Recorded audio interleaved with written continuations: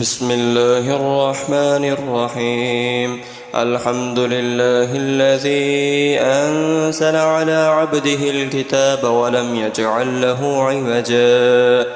قيما لينذر بأسا شديدا من لدنه ويبشر المؤمنين الذين يعملون الصالحات أن لهم أجرا حسنا ماكثين فيه أبدا وينذر الذين قالوا اتخذ الله ولدا ما لهم به من علم ولا لآبائهم كبرت كلمة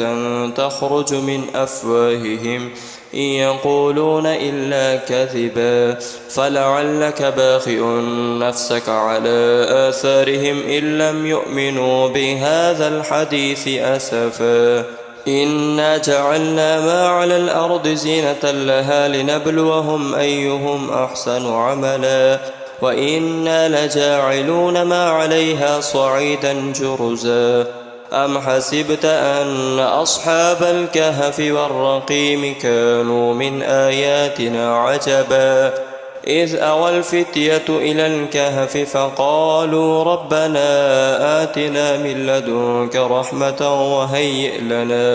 وهيئ لنا من أمرنا رشدا فضربنا على آذانهم في الكهف سنين عددا ثم بعثناهم لنعلم أي الحزبين أحصى لما لبثوا أمدا نحن نقص عليك نبأهم بالحق إنهم فتية آمنوا بربهم وزدناهم هدى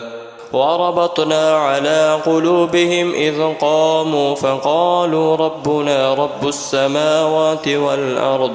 والأرض لن ندعو من دونه إلها لقد قلنا إذا شططا هؤلاء قومنا اتخذوا من دونه آلهة لولا يأتون عليهم بسلطان بين فمن أظلم ممن افترى على الله كذبا وإذ اعتزلتموهم ما يعبدون إلا الله فأووا إلى الكهف ينشر لكم ربكم من رحمته ويهيئ لكم من أمركم مرفقا وترى الشمس إذا طلعت تزاور عن كهفهم ذات اليمين وإذا غربت تقرضهم ذات الشمال وهم في فجوة منه ذلك من آيات الله من يهد الله فهو المهتدي ومن يضلل فلن تجد له وليا مرشدا وتحسبهم أيقاظا وهم رقود ونقلبهم ذات اليمين وذات الشمال وكلبهم باسط ذراعيه بالوصيد لئن اطلعت عليهم لوليت منهم فرارا ولملئت منهم رعبا وكذلك بعثناهم ليتساءلوا بينهم قال قائل منهم كم لبثتم قالوا لبثنا يوما أو بعد يوم قالوا ربكم أعلم بما لبثتم فابعثوا أحدكم بورقكم هذه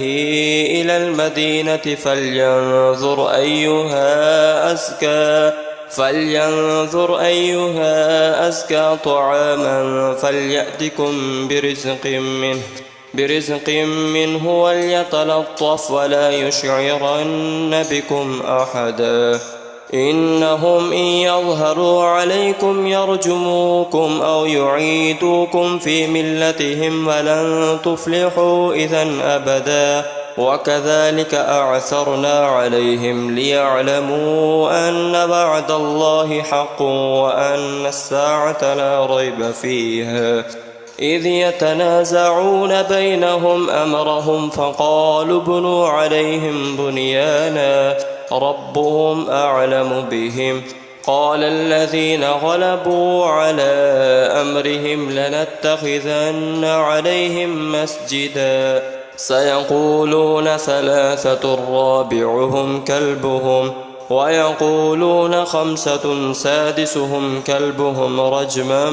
بالغيب ويقولون 7 وثامنهم كلبهم قل ربي أعلم بعدتهم ما يعلمهم إلا قليل فلا تمار فيهم إلا مراء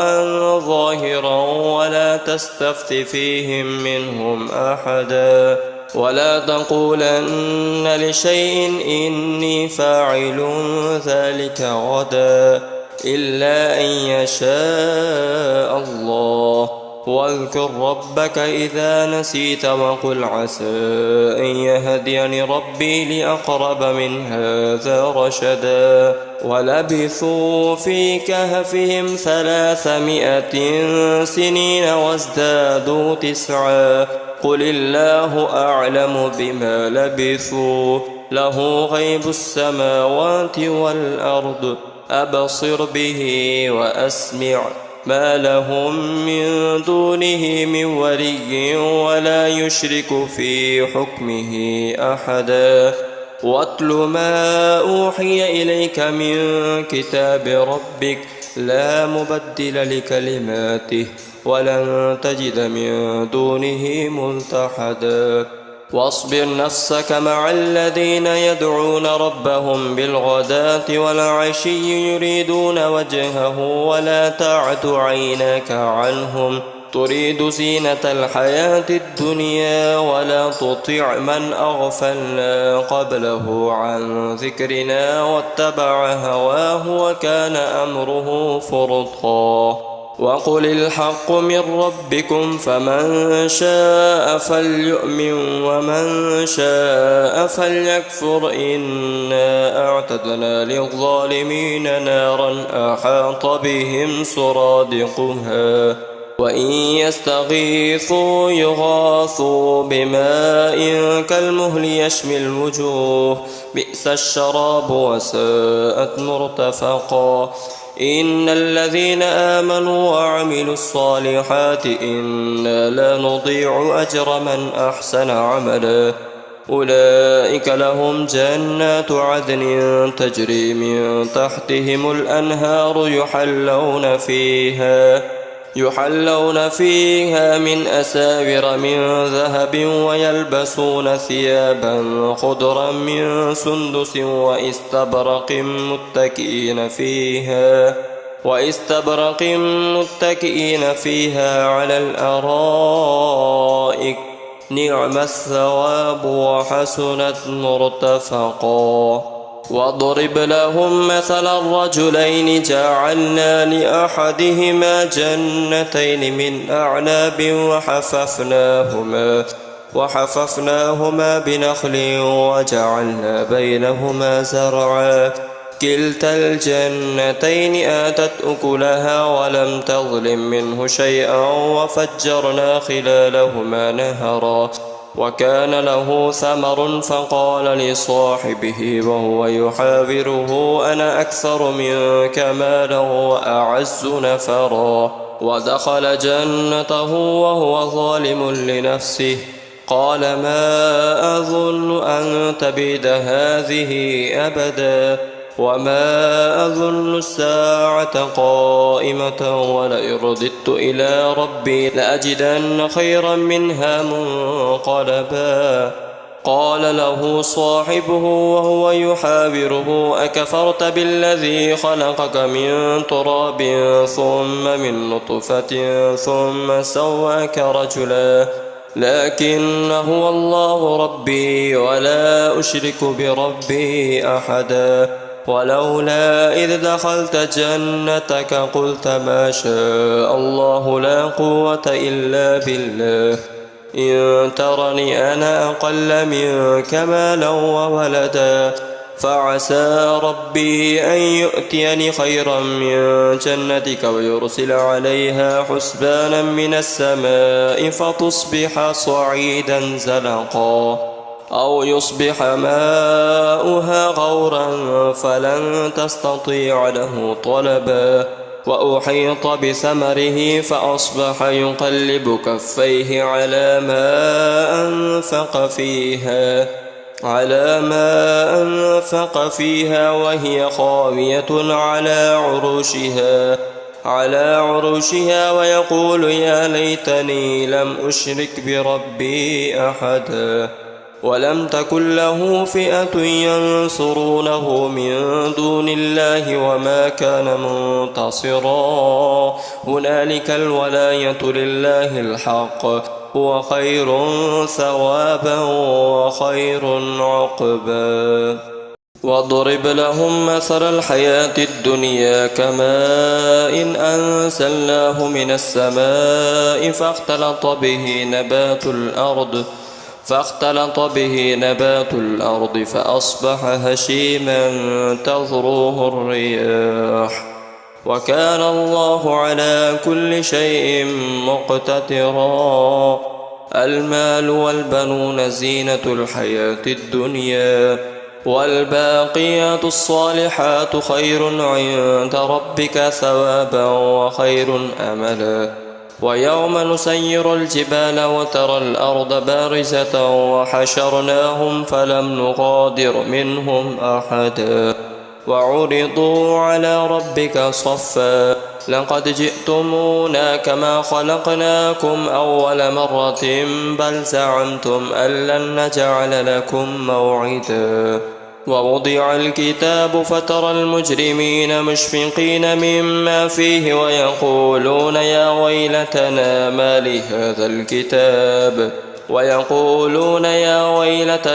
لهذا الكتاب لا يغادر صغيرة ولا كبيرة إلا أحصاها ووجدوا ما عملوا حاضرا ولا يظلم ربك أحدا وإذ قلنا للملائكة اسجدوا لآدم فسجدوا إلا إبليس كان من الجن ففسق عن أمر ربه أفتتخذونه وذريته أولياء من دوني وهم لكم عدو بئس للظالمين بدلا ما أشهدتم خلق السماوات والأرض ولا خلق أنفسهم وما كنت متخذ المضلين عددا ويوم يقول نادوا شركائي الذين زعمتم فدعوهم فلم يستجيبوا لهم وجعلنا بينهم موبقا ورأى المجرمون النار فظنوا أنهم مواقعوها ولم يجدوا عنها مصرفا ولقد صرفنا في هذا القرآن للناس من كل مثل وكان الإنسان أكثر شيء جدلا وما منع الناس أن يؤمنوا إذ جاءهم الهدى ويستغفروا ربهم إلا أن تأتيهم سنة الأولين أو يأتيهم العذاب قبلا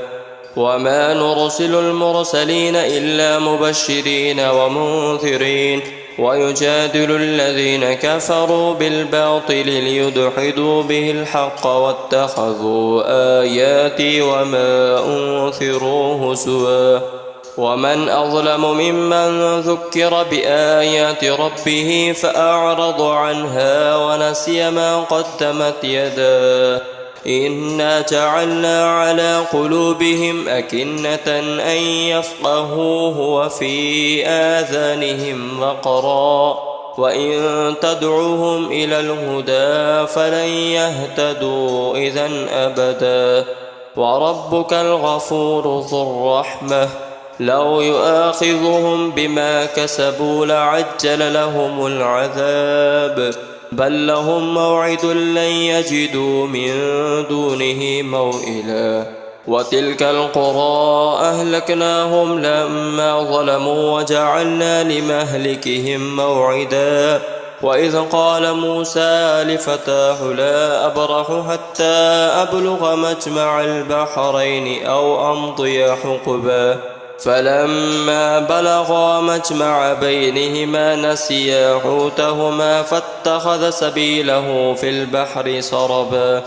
فلما جاوزا قال لفتاه آتنا غداءنا لقد لقينا من سفرنا هذا نصبا قال أرأيت إذ أوينا إلى الصخرة فإني نسيت الحوت وما أنسانيه إلا الشيطان أن أذكره واتخذ سبيله في البحر عجبا قال ذلك ما كنا نبغ فارتدا على آثارهما قصصا فوجدا عبدا من عبادنا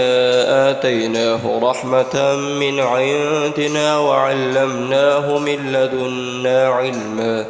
قال له موسى هل أتبعك على أن تعلمني مما علمت رشدا قال إنك لن تستطيع معي صبرا وكيف تصبر على ما لم تحط به خبرا قال ستجدني إن شاء الله صابرا ولا أعصي لك أمرا قال فإن اتبعتني فلا تسألني عن شيء حتى أحدث لك منه ذكرا فانطلقا حتى إذا ركبا في السفينة خرقها قال أخرقتها لتغرق أهلها لقد جئت شيئا إمرا قال ألم أقل إنك لن تستطيع معي صبرا قال لا تؤاخذني بما نسيت ولا ترهقني من أمري عسرا فانطلقا حتى إذا لقيا غلاما فقتله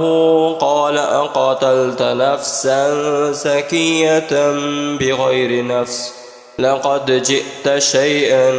نكرا قال ألم أقل لك إنك لن تستطيع معي صبرا قال إن سألتك عن شيء بعدها فلا تصاحبني قد بلغت من لدني عذرا فانطلقا حتى إذا أتيا أهل قرية استطعما أهلها فأبوا أن يضيفوهما فوجدا فيها جدارا يريد أن ينقض فأقامه قال لو شئت لاتخذت عليه أجرا قال هذا فراق بيني وبينك سأنبئك بتأويل ما لم تستطع عليه صبرا أما السفينة فكانت لمساكين يعملون في البحر فأردت أن أعيبها وكان وراءهم ملك يأخذ كل سفينة غصبا وأما الغلام فكان أبواه مؤمنين فخشينا أن يرهقهما طغيانا وكفرا فأردنا أن يبدلهما ربهما خيرا منه زكاة وأقرب رحما وأما الجدار فكان لغلامين يتيمين في المدينة وكان تحته كنز لهما وكان أبوهما صالحا فأراد ربك أن يبلغا أشدهما ويستخرجا كنزهما رحمة من ربك وما فعلته عن أمري ذلك تأويل ما لم تستطع عليه صبرا ويسألونك عن ذي القرنين قل سأتلو عليكم منه ذكرا إنا مكنا له في الأرض وآتيناه من كل شيء سببا فأتبع سببا حتى إذا بلغ مغرب الشمس وجدها تغرب في عين حمية ووجد عندها قوما قلنا يا ذا القرنين إما أن تعذب وإما أن تتخذ فيهم حسنا قال أما من ظلم فسوف نعذبه ثم يرد إلى ربه فيعذبه عذابا نكرا وأما من آمن وعمل صالحا فله جزاء الحسنى وسنقول له من أمرنا يسرا ثم أتبع سببا حتى إذا بلغ مطلع الشمس وجدها تطلع على قوم لم نجعل لهم من دونها سترا كذلك وقد أحطنا بما لديه خبرا ثم أتبع سببا حتى إذا بلغ بين السدين وجد من دونهما قوما لا يكادون يفقهون قولا قالوا يا ذا القرنين إن يأجوج ومأجوج مفسدون في الأرض فهل نجعل لك خرجا على أن تجعل بيننا وبينهم سدا قال ما مكني فيه ربي خير فأعينوني بقوة أجعل بينكم وبينهم ردما آتوني سبر الحديد حتى إذا ساوى بين الصدفين قال انفخوا حتى إذا جعله نارا قال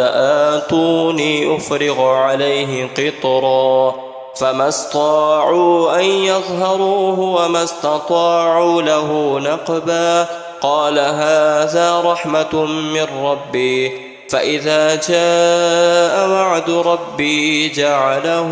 دكا وكان وعد ربي حقا وتركنا بعدهم يومئذ يموج في بعد ونفخ في الصور فجمعناهم جمعا وعرضنا جهنم يومئذ للكافرين عرضا الذين كانت أعينهم في غطاء عن ذكري وكانوا لا يستطيعون سمعا أفحسب الذين كفروا أن يتخذوا عبادي من دوني أولياء إنا أعتدنا جهنم للكافرين نزلا قل هل ننبئكم بالأخسرين أعمالا الذين ضل سعيهم في الحياة الدنيا وهم يحسبون أنهم يحسنون صنعا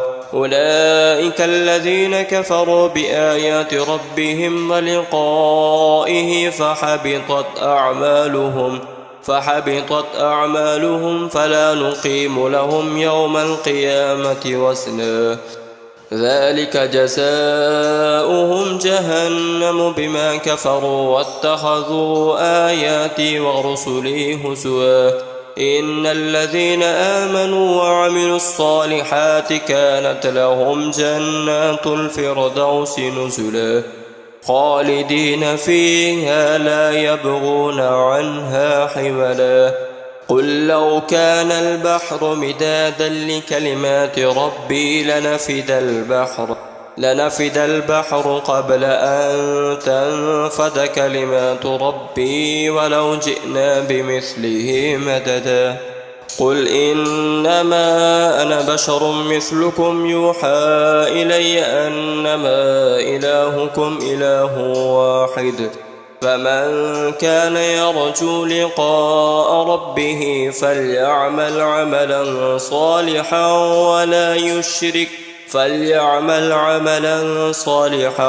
ولا يشرك بعبادة ربه أحدا.